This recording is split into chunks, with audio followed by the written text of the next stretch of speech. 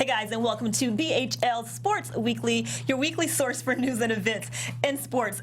This week we're talking about how an unlikely hockey fan becomes a international social media sensation, talking about how the MLB is cracking down on PEDs, and also how the Lakers have hired their 1,000th coach in 4 years. But most importantly, we have in our hot seat Chelsea Gray from the WNBA. All this up next on Sports Weekly. You are tuned into Black Hollywood Live, Sports Weekly. Hey. Okay, y'all did that down here. What? Sports Weekly. Yeah, you should start on there. Jamming, as usually. Or are you doing the sound effects? Come on, Chelsea, you gotta do the sound effects. I'm not good at that. Oh, come on. Here we go, here goes. I got bronze in Atlanta. Hey. What? Hey. Listen, you ain't know you was coming into a Chelsea. turn up. Look, she was like, oh, I really didn't. I wasn't prepared. No, we turn up. We do. okay. Now, we're turning up for you, Chelsea, because you chose this song. What's up, guys? You're watching Sports Weekly, jamming to Designer Panda. I'm Erica Renee Davis. You can find me on Snapchat, Periscope, Twitter, Instagram, at Erica Renee D. What is up? It's yours truly, Mr. Andre Dean. You know what it is, man. Find me on the gram. Find me on Twitter. I am Andre with the U, A-U-N-D-R-E. Hey guys, I'm Rheina. You can find me on Instagram, Twitter at Rheina_LA. Hey guys, this is Charlie Myers. You can find me on Instagram, Facebook, and Twitter.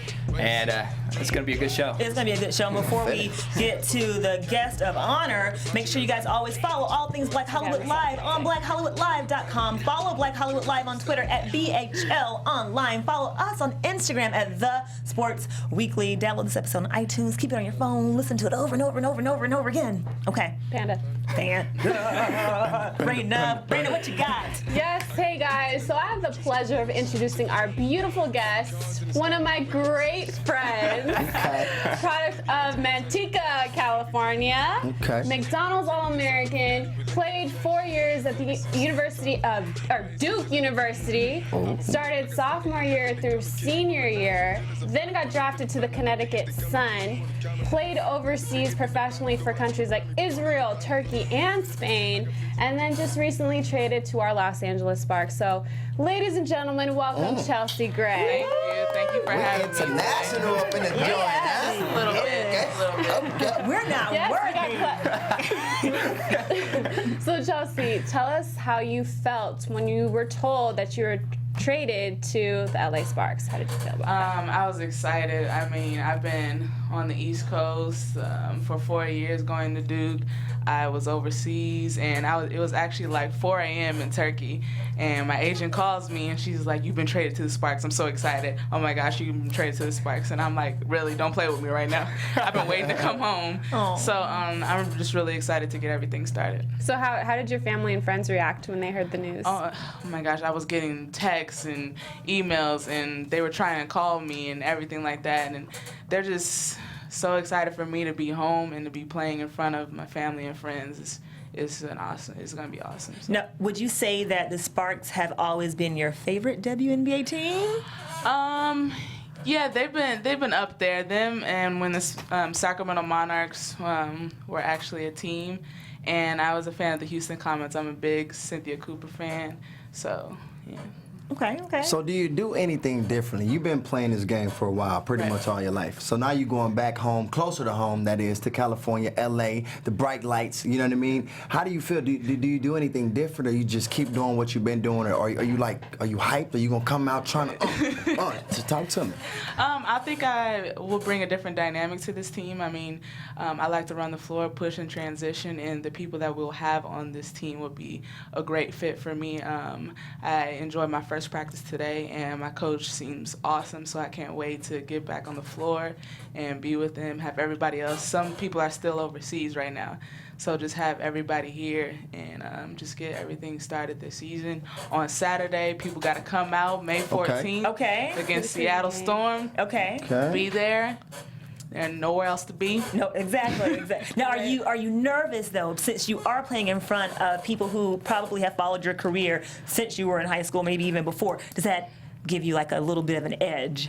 I think I'll be nervous once I put the uniform. It'll be really surreal for me. You know, I've been to Sparks games and everything like that playing in Staples Center. So I think it'll be more of excitement, nerves, more than just, oh my gosh, I hope I don't mess up. Yeah. My question is kind of follow-up to Dre. Now, I know that you were injured before you got drafted. Is that correct? Was it your knee? Yes. Now, is there something that you're going to do a little bit different here in LA to kind of regiment that, or are you pretty healed from it? Or Yeah, I've been pretty healed from it for about a year and a half now. I really felt like I'm back to my old self. And when I had that year off, I was actually in LA and did a lot of training for that and rehabilitation for that. So I think just staying on that path and do all the things I need to do, icing properly and just taking care of my body. So I'm going to keep it kind of real right now. Oh, boy. No, seriously. The WNBA, women's basketball in general, has received a lot of negativity. I mean, it's too boring. Women aren't as feminine enough. How does those comments, how does it affect you? Also, on top of that, Gilbert Arenas, I'm not sure if you're familiar with the situation, he made a public statement on Instagram totally bashing women's basketball players. I mean, how does that make you feel as a player? It's upsetting to hear because I think saying that it's not feminine enough just makes us look like objects. I mean, it doesn't, do you watch the sport just to watch how they look, or are you an actual fan of the sport? I don't think every men's basketball player in the NBA is attractive. I mean, are you gonna watch it just for that? You know? I've seen some ugly So cats people out that there. say that, it's just you're not a true fan of the sport. Exactly. And everything that goes into it. Now, Chelsea, let me ask you this. So we know that for a basketball player and for a fan of the game, you definitely want the skill sets to be at the forefront of what's important. But would you be opposed to the WNBA sexing it up, maybe shortening the shorts or making the jerseys tighter? Would you be opposed to that? Yes, I would, because it takes away from the integrity of the sport. Okay. Yeah. We've debated that several times. Look at Dre. No. I'd like to see it. I mean, I might have to look into this game because I can't afford no floor seats.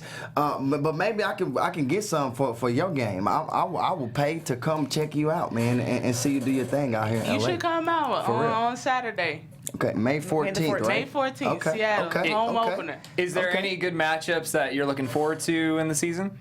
Last year I wasn't able to play against Diana Taurasi because she took the year off.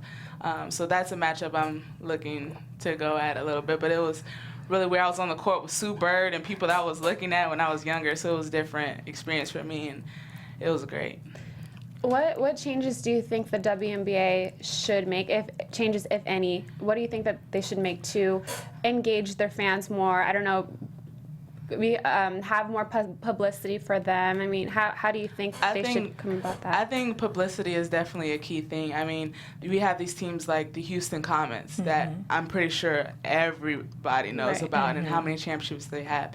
Like last year, they had the All-Star game in Connecticut, and I don't think anybody's really going to go to Connecticut to go see that, but you should go back to these cities like Orlando and Houston and have these games and have fans engaged. That's been a fan of the game when Tina Thompson, Lisa Leslie, and those people and people like that were involved in the game, and it was just brand new, so everybody was coming out to the game. So I think that would be a great start for them. We talked a little bit a couple of weeks ago, I think it was about 2 weeks ago, about Cheryl Swoops. Was it Cheryl Swoops and the whole the drama with her college, and how she had, I think, 10 to 12 different players leave or asked to transfer. Just knowing the game of basketball and knowing the WNBA as a professional athlete, do you think those students are too soft, or do you think that there's actually intrinsically a problem with how Swoops handles her program? Also, your coach was in that mix too. Yes, she was. I was actually going to say that. So I think there's a fine line when you're a coach. I mean, of being too hard and the correct words to say to your players and the way to approach your players. I think that's a fine line. I think that comes with just time, I guess, to understand how to get to your players without pushing those limits, you know what I'm saying? So Coach P at Duke is actually going through that right now. They've had a lot of transfers happen within the last few years. So, I mean, I think it's different for every program and how a person was brought up with basketball. I think if you had a coach that was always on you growing up, I think that's a different dynamic versus somebody that had a person that was just like, oh, good job, good job. I think if you had that all the time, you're used to it. And those people that go to those programs that demand a lot out of you day in, day out, I think some people struggle with it. So in other words, those girls are soft. No, I didn't say soft. I think every person, I think every person responds differently to different criticism. I like that. That's a nice PC answer. We'll appreciate it. I want to see how you respond to this. Okay, being a professional athlete, always, we're driven by the fans. We're driven by the crowd. We're driven by, that atmosphere on the court. So what do you do? What do you do? Or do you think that everything is great? Like, what do you do to get yourself mentally motivated? Do you have to do anything extra, or is it just the game that just motivates you regardless of who's in the stands? I've loved this game since I was a young girl. I mean, I started playing baskets when I was in the front, like at 5 years old. So I've loved this game, and I've watched people in the NBA. I watch Magic Johnson all the time, and I just love this game and the feel that it has. Like when you have people clicking and going off the court, high-fiving everything, and the camaraderie that brings that, and the excitement that brings to other people watching the game. So that's just where I get my motivation. I'll listen to some music beforehand and get me all pumped up. And, Panda, everything like that. Right. But I mean, just the love of the game itself. So you telling me, because I'm a straight shooter. I'm coming at love of the game. There you go. It's the love of the game. So you're saying it doesn't matter who's in the stands, who's watching, who's not. You're still motivated, and you're still going to go out there and play just as hard and just as good. Just as hard. I mean, love it. If you want to be the best, you can't do it when all the lights come on and the fans are cheering. That's true. Yes, sir. I dig it. Okay. I dig it. Well, speaking of cheering, we're going to talk about how St. Louis is now cheering on their newest hockey fan, Tony X. His name is really Anthony Holmes. Now, he became an overnight social media sensation because he was live tweeting Game 7 of St. Louis Blues versus Blackhawks in round 1 of the NHL playoffs. And what's crazy about Tony is that he'd never watched a hockey game before, and he was trying to find the St. Louis Cardinals game and stumbled upon the hockey game and started saying stuff like, what WTF is this, or I don't know who Kane is, or we got to stop this guy. And it really caught fire on social media because basically it was kind of ignorant, the stuff he was tweeting, but it was just authentically him because he'd never seen hockey. Black guy, we have his picture up. So I want to ask you, starting with you, Chelsea, are you a hockey fan, first of all? I am not. Not a hockey fan. I've always wanted to go to a game because I've heard they're so much fun, but I can't say that I'm a fan. Okay, so my next question is, why are you not a hockey fan? Why have you never gone to a game? I just don't see a lot of advertisements about it to get me involved. Like NBA, you see commercials and stuff all the time, and I think that's related to the same as WNBA. Like you don't see a bunch of advertisements about it, so the crowd and the people that come to those games is going to be the same kind of people, I think. And I like that point, Chelsea, that you made, because that's the NHL does not have a lot of popularity. So I want to ask you guys, how do you think the NHL can capitalize off of Tony X being a black guy? And I keep saying black because typically you don't see black people at hockey games, and typically you don't see black players on the ice. So how can the NHL, can they even capitalize off of Tony X being the newfound Stanley Cup mascot, essentially? I think with all the social media stuff, you have to do exactly what he did. You have to have somebody who's marketing, periscoping at the games, because the games are really fun. Like I've been to an Arrows game before. I'm from Houston, and it's really fun, especially if you sit close because they banging up against the thing, and it's a really cool experience. So for you to have somebody periscoping or Instagramming or Facebook living, now you can go live on Facebook, you go live everywhere now. So seeing that and seeing it up close, it may not be as fun, watching it on television, but I can testify to the fact that when you go to that game and you in that atmosphere and them cats is hitting and they fighting, and I mean it's kind of exciting. So I would say you take advantage of that and you have somebody who does PR for your team, for each team, or for the NHL in general, and they're there all the time periscoping. You see it was successful, so why not keep it going? Yeah. Right. So I'm going to be honest, I'm not I don't really watch hockey. I've been to one game before, a long time ago, and I remember them fighting, and that was the only time I got up, and I was like, oh, he's about to get knocked out. Like, that was exciting to me, but I agree with Chelsea. It's not really advertised a lot. Like, I don't really know when they're playing, too. Like, usually if I'm on Instagram or Twitter and I see something about a certain game, like, you know, right now the NBA playoffs are going on, we know about that because it's all over Twitter, it's all over Instagram. So I think they should do a better job with advertising the games and kind of seeing what's going on. As far as social media, if there is a Twitter famous or Instagram famous person at a game, I think that's great publicity for them to just tweet about the game and like, oh, I think Kobe and his wife was at a game. And so I feel like some people that are not fans per se, but they will go to a game and say, oh, what celebrity would be here today? Like if they saw Kobe at this game, they might see Kobe at another game too. So I think it's good publicity for hockey to have a Twitter, Instagram famous person just be there and just tweet about the game, and so. I actually disagree with all of you. What? I am a hockey fan. So I feel like it is a popular sport. The reason why I say that is they have a certain demographic and they appeal to that certain demographic. They don't necessarily go to the social media aspects because not a lot of people that are hockey fans go to that media. Right. I think that you're right and that they need to market to a different demographic, but as of right now, if you go to a game right now, it's going to be packed. The San Jose Sharks are playing, I think, tonight, and that game will be absolutely packed, just like an NBA playoff game. It's just a totally different environment. The thing that I like about it is that you can go to the game, not know anything about it, and enjoy the game. Okay.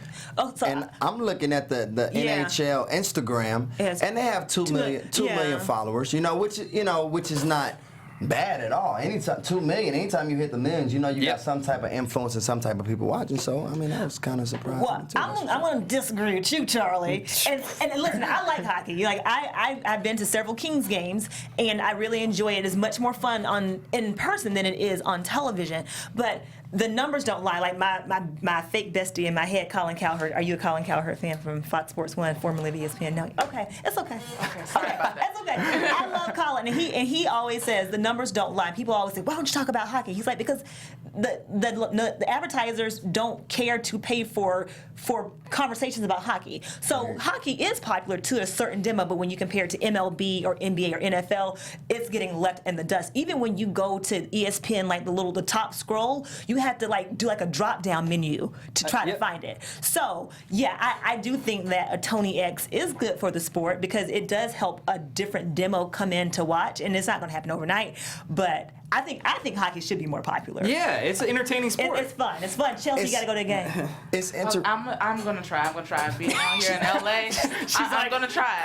I've been in California. I haven't been to a San Jose game or anything like that, but I'm gonna try. Okay, we're gonna hold you to it. To piggyback off of what you said, E, though.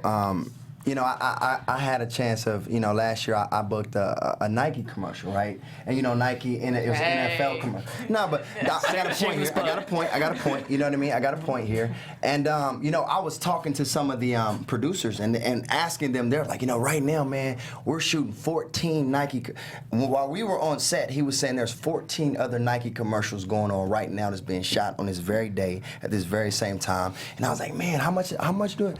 $5 million. We were on the set that we were on, he said, well, it's $5 million to shoot that Nike commercial. Wow. See what I mean? So when you talk about the amount of money that it takes to shoot these big, huge Nike, Adidas, these type of commercials, if there aren't fans that's watching it, then it is almost, I'm not going to say a complete waste, but it could possibly be a waste of money of advertising and dollars time for and sure. advertisement. I agree. You know what I mean? Yeah. But we gotta find a way though to the NHL, And the WNBA. WNBA. Yeah. Absolutely, we gotta find a way, man. We All gotta live in find a way. harmony. Speaking about players that don't that get paid more than they should, the MLB they've actually reported that they've been suspending over 8 players this year. D. Gordon from the Miami Marlins was suspended. Chris Colabello from the Blue Jays, and then a former Dodger player actually got suspended. Now, my question to you, if they're going to announce this and they're going to crack down, and I feel like this is the year for the PED, even close to like the 80s, I feel like this is the same amount of people with the performance-enhancing drugs. Is this something that is a normal? Should they be cracking down, or should we let them play? I mean, I love to see a good homer. So I don't know about you. Before I ask you this, do you watch baseball? I won't get offended because none of these people do. I'll watch it. When I'm with my dad or my brother, yes, I will watch it because they won't change the channel. Okay. Okay. And I can't watch TV unless I watch it. Is it the Giants or the A's? See, my brother is A's and my dad is Giants. Feuds in the house I'm friends all with your the time. brother, so. So you watch it with them around initially. Yeah, sometimes. So what do you feel about this PED? Is it something that is normal in today's sports, or is it something that we should change?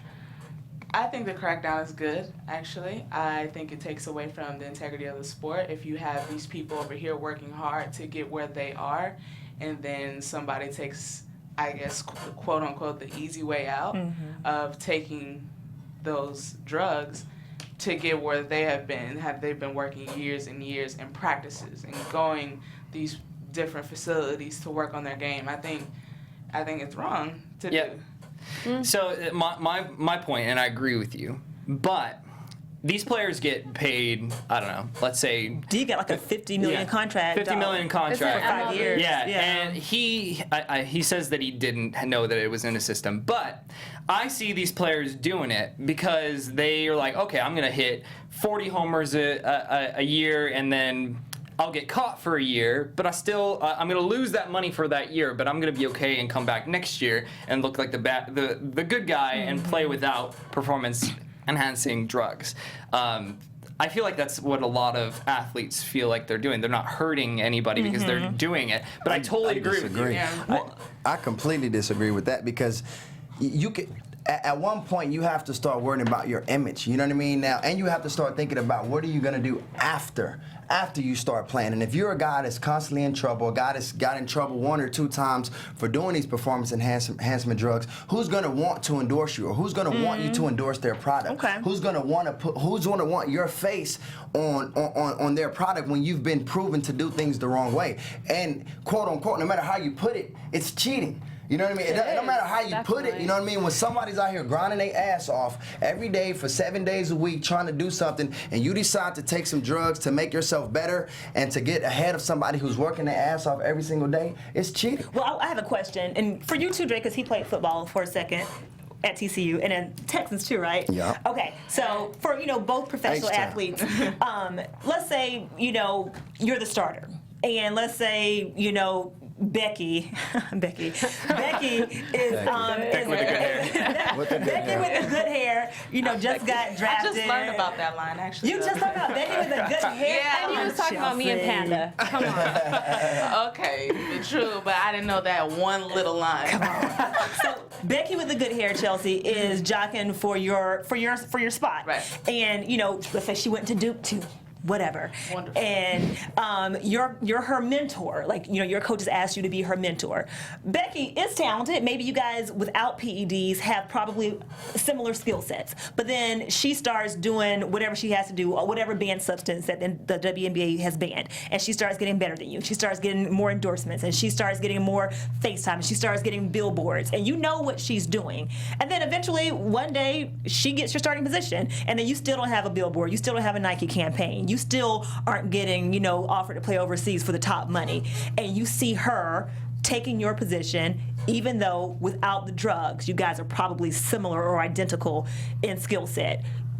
It doesn't cross your mind to get out of here. Get out of here. Why? Snitches get stitches. That's why. No, it's kidding. I believe in karma. So if you're doing all that and you getting it this way, it don't feel the same. Okay. If you work so hard to do that yourself, it don't feel the same when when you're rewarded with all of these things and you knew how you got them. Right. Like, Okay. Yeah. It feels good to know that, I did this. I've been working 7 days a week. But Yeah, but what Becky has done, Becky with the good hair has done, she's taken your spot, and now you're not starting, and now you don't have any endorsements, and now she's messing with your money, and now I'm still getting paid. Yeah. She like, I'm still getting paid. And Becky with the good hair is gonna look a hot ass mess once the season's over, and Chelsea's gonna look fly right after season, right? Damn. I'm just saying, future, that is gonna take a toll on your body. Like, Okay. it might not happen right now. You might be making your money, whatever, but after that, you're gonna look a mess. So I mean, there's effect, like, there's negative effects on taking those drugs. Like, let's the be real. problem is once you start taking them, You gotta your keep body on. gets used to them. And So they the need moment, them. exactly. So the moment that you get off of them and you try to perform without them, your body is weak, your bones are weaker, you're injury prone. I used to have guys that I knew was taking steroids, that I seen taking steroids in high school. Ooh, and I'm high like, school. damn. You know what I mean? But they, at the same time, you have to get off them during the playoffs. Some people get away with them during the season, but in the playoffs you have to. And I kid you not, every one of them cats ended up getting hurt, not finishing the season. Oh. Every one of them cats. And I say no names, but that's what it is. One thing that I'm gonna like. Don't say that. No snitch. One extra note on this topic with the MLB, players who are getting caught with using abandoned drugs, whatever, they're teaching their kids Very true. to cheat To cheat. themselves Yep. to get better. And I think that is, you're put in a position to lead, You're so to right. be an example for these younger players. And so if you see your child is watching their favorite player and you hear about this drug and it's like, oh, he did it, so maybe I should start doing this too. Instead of working hard, going through adversity, I mean, that builds character. It does. So I It feel does. like that's another negative Yeah. effect. Not only does it take a toll on your body in the long run, but also you're affecting the younger kids that you are Yeah. influencing as a professional athlete. So Yeah, I totally agree with you. I'm going to keep this brief because I know we're running short Yes. on time. Oh, But there's two games that I want you to look at this weekend. The Rangers and the Tigers. Cole Hamels is 3-0 with a 3.30 ERA versus Jordan Zimmerman, 5-0, and he is a .55 ERA. Now, if you know anything about that, that means that they're practically unstoppable right now. These teams, the Rangers are doing okay, but Didn't they just get blew out? yeah, they did get blew out. Blew out. I'm Texas. I seen yeah. it. Oh my God. I feel like one of these two teams is going there. It's either going to be a no hitter or something along those lines, but it's going to be a blowout. Okay. And then the other game is, of course, Mr. Clayton Kershaw of the Dodgers and the Blue Jays as well. The reason why I like these two teams is they got the heavy hitter of all the pitchers, Clayton Kershaw, going against one of the most powerful offenses of any team in Major League Baseball. So look out for those two. If you don't like baseball, these will get you hooked. We like baseball. We like football too, don't we, Dre? And I think the hockey. Blue Jays. Don't front. I'm thinking the Blue Jays gonna take that because ain't they right at 500 right now? Yeah, they're about 500. So I think they trying to get over that hump, man. I'm gonna watch it. I'm gonna check it out. I'm gonna check it out. What about Laramie Tunsil and his, Oh man, and his are we Dre? talking about me right now, Talking man? like you. This boy, Laramie Tunsil. Okay, so if you don't know, do you know who Laramie Tunsil is? I've heard of Yeah. Okay, Yes. he was the 13th round draft pick in the first round. I mean, was supposedly should have went number 3. But what happened was on his Twitter account there was a picture leaked out 2 hours away from the draft of him smoking a bong. On his Twitter, released 2 hours before the draft. 2 hours before the draft. So what really happened was it caused him to go from the number 3 pick to the number 13 pick, which means he lost about $13 million going from that number 3 pick all the way down to the number 13 pick. The thing is, he said somebody hacked into his Twitter account, which it could very well be true. I think that could definitely happen. So my thing is, first, do you honestly believe, and I'm starting with you, do you honestly believe that somebody hacked into his Twitter account? No. It could happen. Ooh, Chelsea. Okay. It could Okay. happen. But you can't trust these people that you around doing this stuff with, you know? That's true. Well, so wait, are you saying that you think he got hacked or you don't think he got hacked? So you think... It's hard to say because I haven't read about all this and evidence. You know, we gotta go investigate. Yeah. You gotta investigate. CSI style. But I don't see somebody really hacking it to do that. I mean, I don't. Okay, what about you? Okay, so I definitely think he got hacked. When I first saw the story, I thought to myself, what idiot, 2 hours before the draft, knowing his draft stock is going to plummet so much that he's going to lose $13 million, right? But go ahead, Chelsea. He tweeted the picture? It was from his Twitter account. Yeah, and then it went off like that. So maybe I thought somebody else tweeted it. Well, see, that's the thing. That's the thing, yeah. They're saying they don't know that he's saying somebody else hacked into my Twitter account and posted that picture. So it was from his account. So maybe he did get hacked, but I think the picture is real. Oh, the picture is definitely real. Okay. Smoking the smoke. For sure. But the picture is allegedly 2 years old. But this is my thing though. Like, how did they get the picture? They didn't take it from his phone, did they? So here's the thing: his ex-financial advisor was his financial advisor. Ex-financial advisor. He fired soon before he started getting real hot in the draft.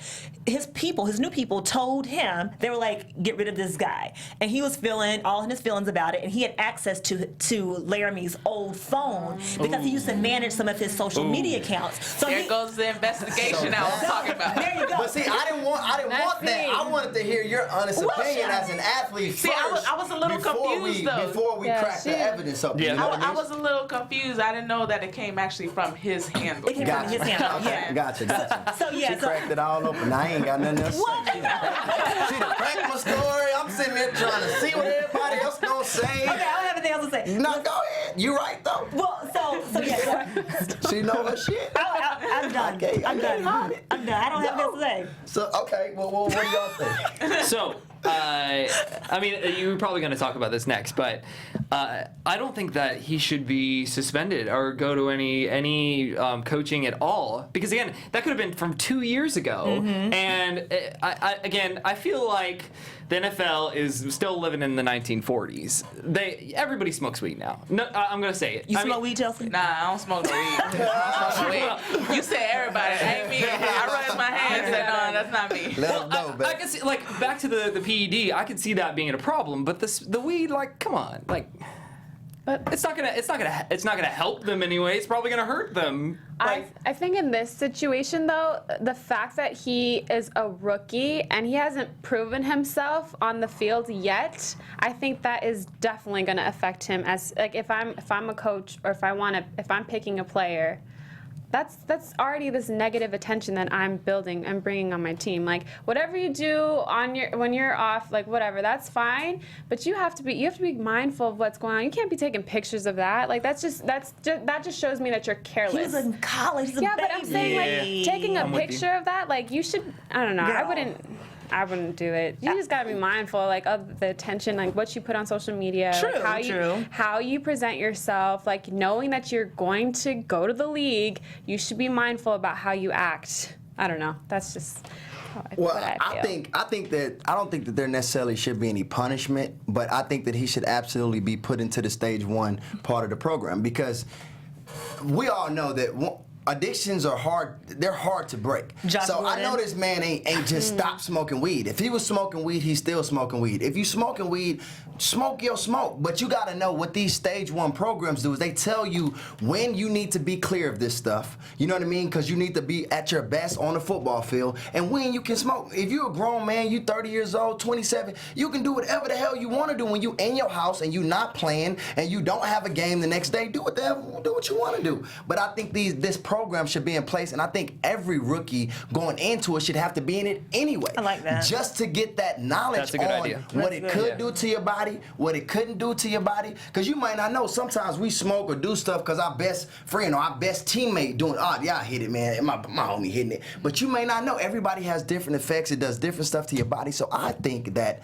every single athlete, every rookie coming into a new, whether it's NBA, NFL, WNBA, they should be introduced to some type of drug resistance program, just so they know I think that's a great point. I was at a WNBA player orientation, and one of our people that spoke actually talked about the drug policy and everything, and you can get tested at any time. They actually introduced those concepts. I mean, we can go further in depth about it, but it was actually introduced to us. when we were there. Okay. I think the NBA actually does have it's called a rookie symposium, where like the rookies coming into the league, like they go through those. They'll teach you about like what drugs you might come about, or like handling your money, or like just different. I know for a fact that they do it. It's surprising to me that the NFL doesn't have something like that. I think the NFL symposium, but it's for more so enhancement drugs. We're talking about. But that should probably be included into the curriculum. That's what I'm saying. Yeah. I'm saying even this can almost be a separate curriculum. You know what I mean? Okay, there should be a series of things that I feel like athletes should be in, because when you get all this money, you 25 years old, 24 years, 21, you don't know what the hell to do. You turning up. Buy all the weed. Right. Buy all the weed you want, and ain't nobody gonna know about it. You know what I mean? You got weight. But Chelsea, do you have how do you feel about your teammates who smoke weed during the season? I mean, they could do what they do as long as we get in between those lines. They handle business. So, okay. See, there you go. Like that. So if you're like at a teammate's house at a party and y'all are smoking the night before a game, and then y'all. You say y'all. Trying to say she's smoking weed. She tried to add that in there. Y'all heard that, right? Your teammates, someone at the party. You kicking it, yeah. I'm kicking it, chilling.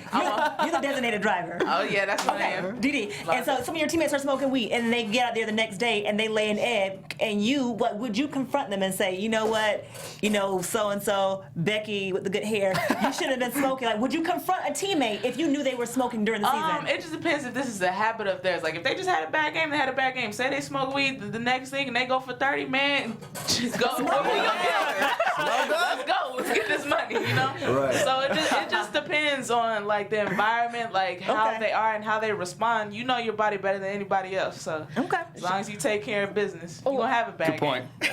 Chelsea, how do you, so if you go out publicly, like, and you're in a social setting, you're off season, you're with your friends, are you still mindful of what you do? Like, do you have some drinks with your friends out in public, and knowing, like, say if you're back in your hometown and a lot of people know that you went play professionally, like, are you mindful of that stuff? Or like, I think it is in the back of my mind some, but I mean, if I want to have a drink, pour me up a little something, you know what I'm saying? But I think it is mindful. I mean, you're always being watched. It goes with anybody. You're always being watched. And I think people judge you based on how you look and what you're doing at any point in time. So you always have to be mindful of that, whether you're a professional athlete, professional in the workspace. I think it's the same. It's haters everywhere, man. Haters everywhere. It's funny because I was out with I'm not gonna say any name, of course, but was an I was actor out or an athlete? It was an athlete, one of the greatest. What team?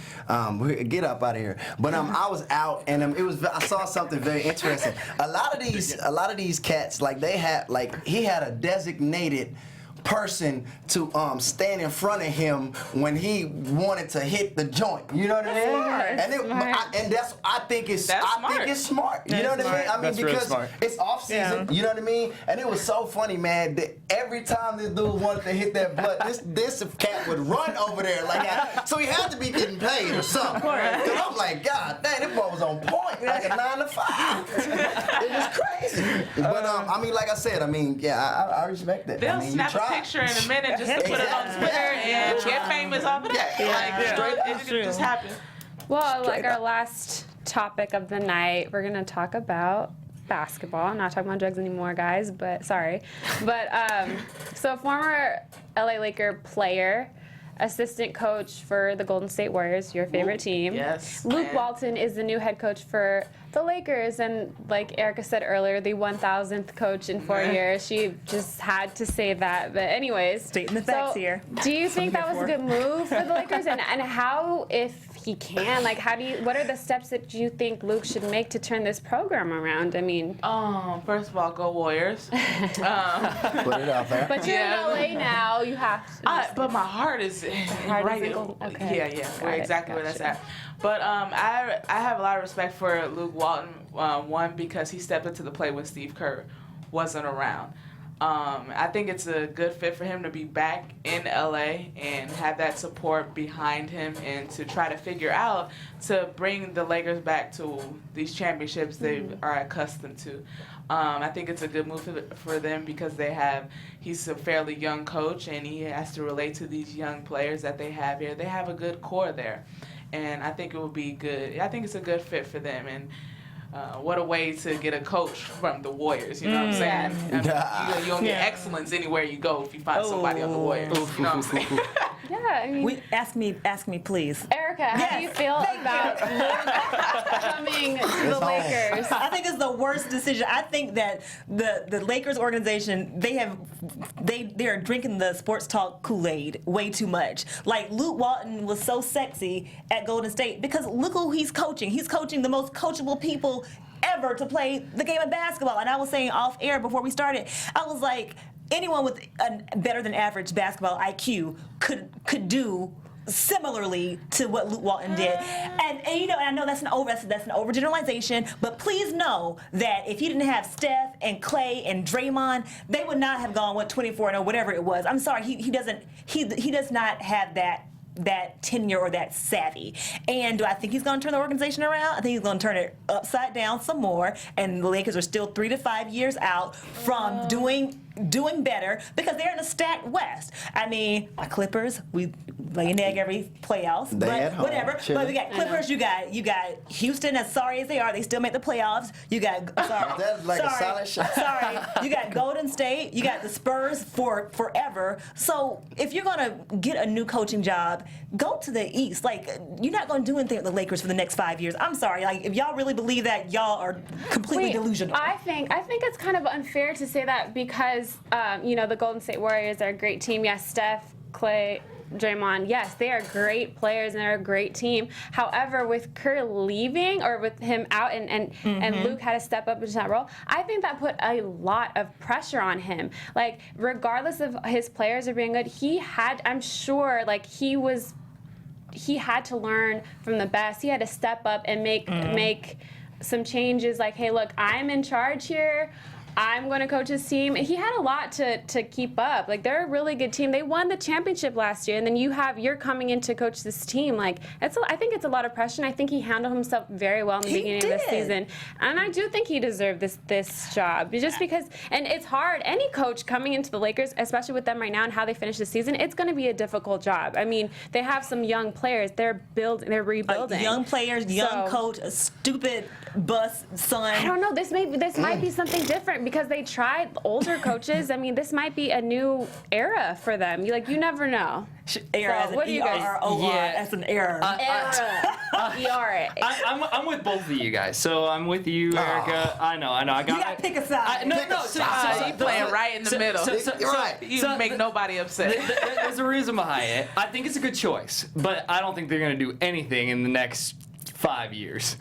Unless they sign Kevin Durant and Westbrook. There's a possibility that all that can happen in the next But what do they have? years. What do they have? They don't have any appeal. They don't have any appeal for those big players to come over to the Lakers. Even they were saying that the LeBron James was even a chance.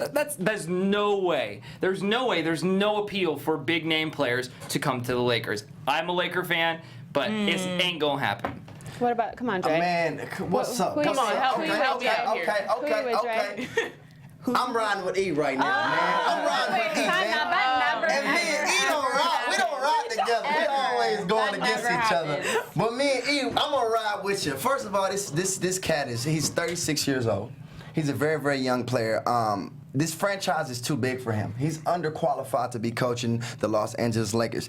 He was a second-round draft pick, the third pick. He won 2 championships on 2 of the greatest teams that's probably some of the greatest teams that's ever played the game. They won back-to-back, and it didn't have a whole lot to do with him. He didn't even play a whole lot, to be honest. Right? He didn't even play. And I went back and looked at his stats, and he wasn't even averaging double digits in points. You know what I'm saying? Some players are good. They can't coach. And the last 5 years he was in the NBA, he was on 3 different teams. You know what I mean? So what I'm saying is, if you're going to put a player like that in position of the Lakers after all the things that they have wrong, and they got the snitch. They got the little boy snitch. And what's her name? Oh my God. But what I'm saying is, you need somebody that these players can look up to, and somebody that can go in there and make decisions. And they're like, okay, I'm gonna listen to what he's saying because of what he's been through and what he's proven himself from doing on the court. This guy has not proven himself on the court to be that way. Well, and if it wasn't for his father, he definitely wouldn't even have this job. He wouldn't be. He would have been a right. And that's 150% fact. Go ahead. I think. If you're with those players, Kobe and Shaq, and if you're with those players day in and out, you're going to practice more than you play. If you always around that environment,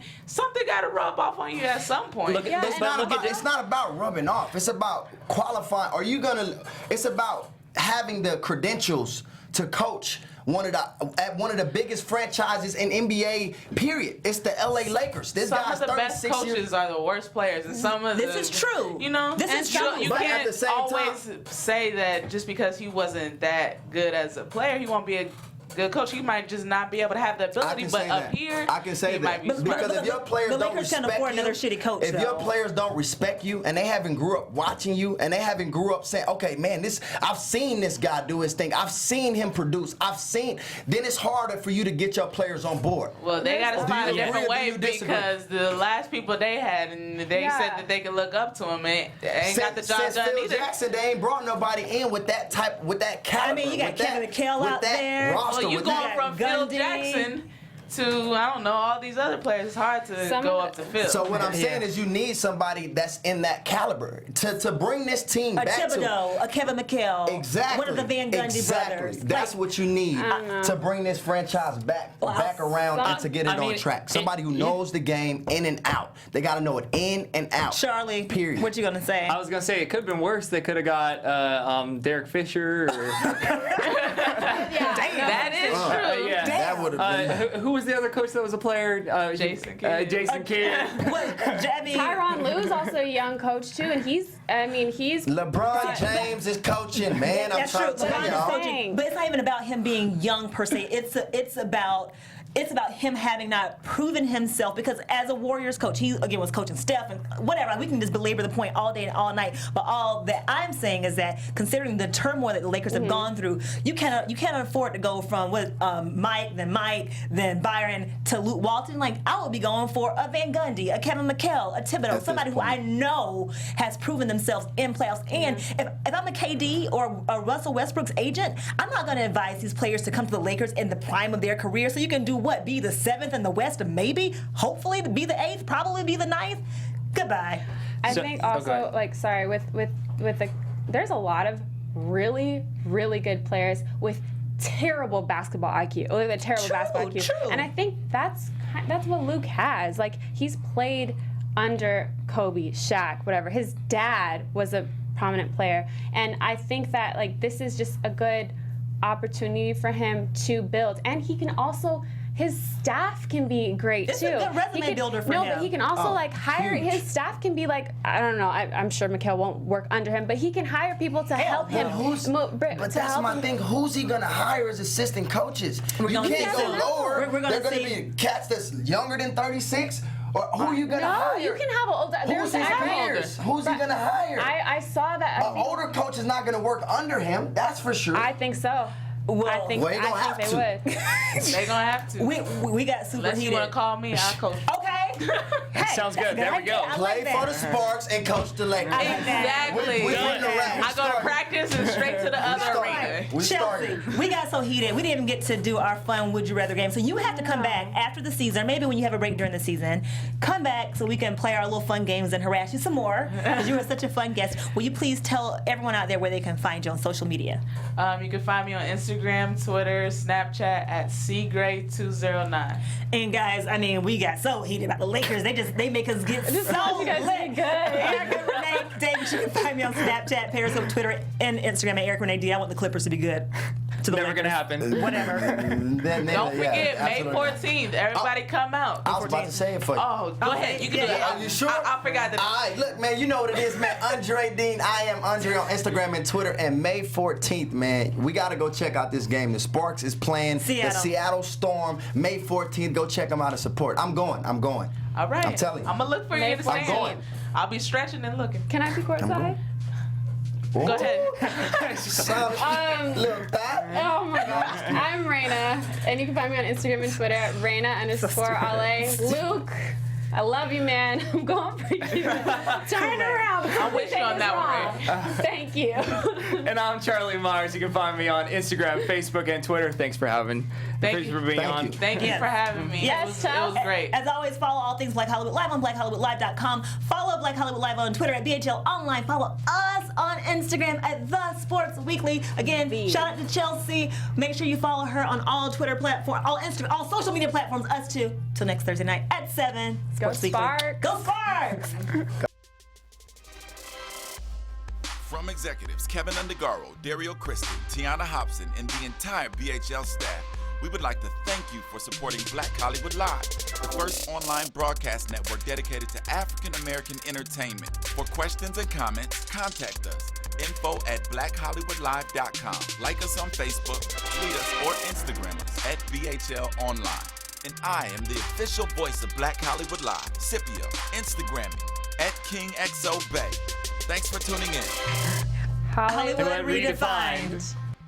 The views expressed here are those of the hosts only and do not necessarily reflect the views of BHL or its owners or principals.